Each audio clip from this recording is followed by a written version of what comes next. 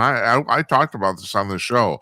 This thing that happened near the United Nations about a month ago, 6 weeks ago, where they found hundreds of servers and about 100,000 SIM cards, and it appeared that these people were going to basically infiltrate the phone network of the United States. Can you explain this, exactly what the setup was and who did it? Yeah, I mean, we don't know exactly who did it, but they were well organized and well funded. They had around 100 SIM servers, and each one could run from tens to hundreds of SIM cards at a time, or maybe even more. And the idea was to create a denial of service attack on the cell phone network in and around the United Nations in Manhattan and beyond, by flooding those towers and the control planes and the backhaul with millions and millions of text messages a minute. It's the kind of attack we're used to seeing on websites, right? Websites down, denial of service attack.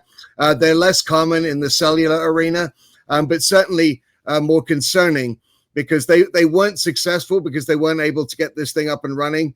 But had they been able to do so, I would bet dollars to donuts they could have overwhelmed the cell towers in that area and the backhaul in that area, effectively leading the cell towers to reject all calls or all messages in and out. And look, everyone relies on cell phones, right? So if you take those out, whilst emergency services do have backups, for the rest of us would be left without the ability to communicate. And they weren't successful. It was a small area, but look, if you can do it in one place, you can do it everywhere. And I think that's something we need to be concerned about. So, sat phones wouldn't have been affected by this kind of outage. And again, that's why those in the know and the U.S. military and so on, they just expect this kind of thing to have no ability to communicate via cellular. Were they targeting the United Nations specifically? Do you know? I mean, I don't know, but I certainly, I don't believe in coincidences either. Oh, I don't either.